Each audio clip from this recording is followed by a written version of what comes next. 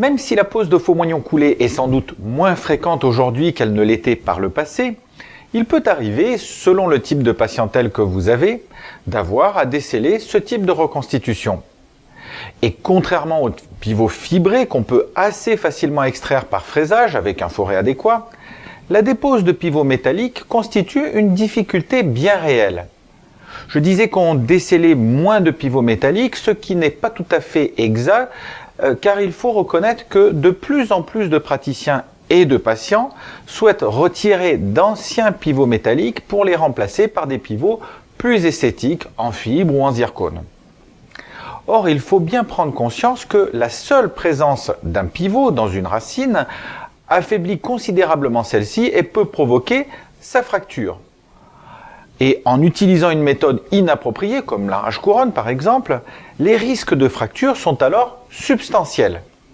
Il existe bien un ou deux dispositifs permettant de déceler les faux moignons efficacement en limitant les risques de fracture, mais la plupart des praticiens s'accordent pour dire que leur mise en œuvre est complexe et longue. Et si les ultrasons permettent de déceler certains ancrages, il n'est pas rare que cette méthode se transforme en une épreuve interminable pour le patient comme pour le praticien. C'est ce qui nous a conduit à développer l'instrument que je vais vous présenter aujourd'hui. Si vous utilisez déjà Wamkey pour déceler vos couronnes et vos bridges, il vous sera très aisé de comprendre pourquoi ce dispositif est si efficace et comment il fonctionne, car en fait, il s'inspire directement des principes mécaniques déjà utilisés par notre désormais célèbre clé à déceler les couronnes. La pince Wamix se présente ainsi, avec deux orifices dans lesquels vous allez pouvoir insérer une paire d'étriers comme ceci. Et comme vous pouvez le constater, ces étriers peuvent librement pivoter, mais ne peuvent pas tomber grâce à de petites rétentions à l'arrière des étriers. La mise en œuvre est relativement simple. Elle consiste tout d'abord à créer une gorge de chaque côté de la reconstitution coronaire, ou plus exactement en mésiale et en distale. Et ce qui est important, c'est de revenir jusqu'à la face occlusale de la racine, car il est indispensable que l'étrier s'appuie sur la face occlusale de cette racine. Une fois cette préparation terminée, vous allez choisir parmi les trois tailles les étriers les plus adaptés à l'espace que vous venez de créer. Vous allez les placer sur la pince, puis vous allez glisser les étriers avec la pince comme ceci, entre ce qu'il reste de la reconstitution coronaire et la face occlusale de la racine. La suite est relativement simple, il ne vous reste qu'à serrer les manches de la pince pour soulever le pivot selon son axe. Le coffret contient également un jeu de petites rondelles de silicone qui viennent se placer comme ceci sur la face occlusale de la racine de façon à répartir les forces sur un plus grand nombre de points. Je sais que certains font déjà la grimace et se disent « Combien de racines vais-je fracturer avec ça ?» Nous allons donc essayer de les rassurer et de comprendre pourquoi ce système est si efficace et pourquoi les risques de fracture sont si limités. Comme je vous le disais, ce système s'inspire directement de Wamkey et travaille donc en s'appuyant sur la racine. Autrement dit, pour le patient, la sensation est la même que s'il mastiquait. Deuxièmement, nous sommes entre la racine et la reconstitution et nous ne perdons donc aucune énergie dans la racine, exactement comme avec Wamkey. Il nous faut donc moins d'énergie que si nous essayons de tirer le pivot avec une pince ou un arrache-couronne. Enfin, comme je vous le disais précédemment, les étriers peuvent librement pivoter et ils vont donc laisser le pivot choisir librement sa trajectoire.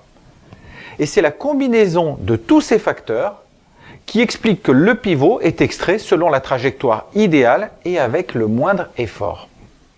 Et c'est ce qui explique également que les risques de fracture sont si faibles. Pour nous résumer, je dirais tout d'abord que Wamix est un moyen simple et rapide de répondre à un problème épineux. En général, je dirais que selon le contexte, il vous faudra compter 4 à 6 minutes pour le démontage d'un pivot antérieur et que vous aurez besoin de 7 à 10 minutes pour les pivots sur les postérieurs selon que vous ayez ou non des dents adjacentes de part et d'autre du tenon à desceller. Pour les raisons que j'ai énoncées précédemment, il s'agit d'un dispositif particulièrement efficace et sûr. Et pour finir, il permet de travailler sur tous les secteurs de la denture. Pour répondre à ceux qui s'inquiètent du cas des faux moignons à clavette, sachez que même s'ils présentent une petite difficulté supplémentaire, on peut aisément en venir à bout en séparant le faux moignon en deux. Et en fait, les vibrations induites pendant cette première étape de fraisage conduisent dans la quasi-totalité des cas au descellement de la clavette qui est normalement beaucoup plus courte que le pivot. Il ne reste plus alors qu'à desceller la partie restante comme d'habitude. Je vous propose maintenant de visionner quelques cas cliniques. Voici le cas d'une patiente que nous avons rencontrée pour la première fois il y a 2 ou 3 ans et elle venait nous demander de resceller cette couronne Richemont qui s'était descellée spontanément.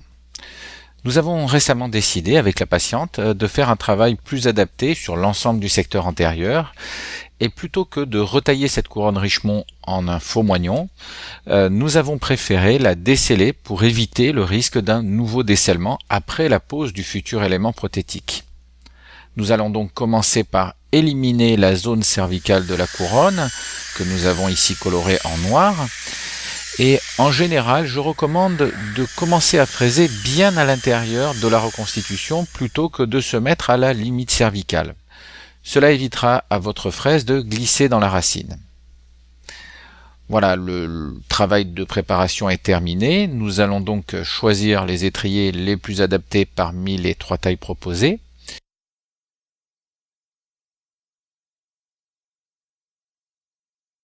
Puis les placer sur la pince et nous les introduisons enfin sur la racine de part et d'autre du tenon et voilà, donc c'est descellé.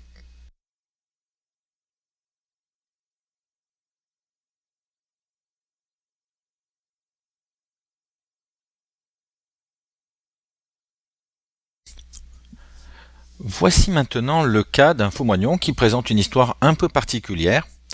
Il s'agit en fait du premier pivot que nous avons retiré in vivo avec un prototype de Wamix. Comme à notre habitude, nous commençons par créer nos gorges de part et d'autre du pivot.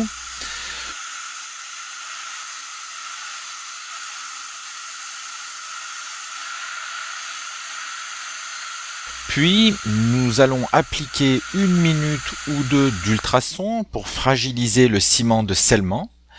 Et nous insérerons enfin les étriers. Notez qu'à cette époque, nous n'avions pas de rondelles de silicone, ce qui ne nous a pas empêché d'être particulièrement efficaces. Et regardez la taille de ce pivot. En fait, on ne le voyait pas très bien sur la radio initiale, mais il était vraiment immense et comme vous l'avez entendu au claquement, malgré la séance d'ultrasons, le ciment était resté très cohérent. Et là, le cliché radio nous confirme que la racine est parfaitement intacte. Allez, encore un petit cas pour nous faire plaisir. Il s'agit cette fois encore d'une couronne Richemont que nous allons déposer pour effectuer un retraitement. Nous préparons donc nos gorges comme d'habitude. Alors évidemment, le travail de préparation est nettement plus long pour desceller un pivot que celui que vous auriez à effectuer pour desceller une couronne avec Wamki. Voilà. Et là, eh bien, nous sommes confrontés à une petite difficulté. En fait, parmi les différentes tailles d'étriers à notre disposition, nous n'en trouvons pas qui soient parfaitement adaptés à l'espace créé. Nous allons donc modifier légèrement un des étriers.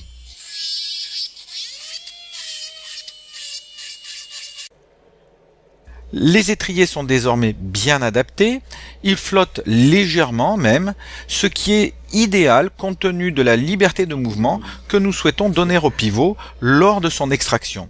Nous pouvons donc procéder au descellement à proprement parler. Vous allez sentir que j'appuie sur votre dent. Hein.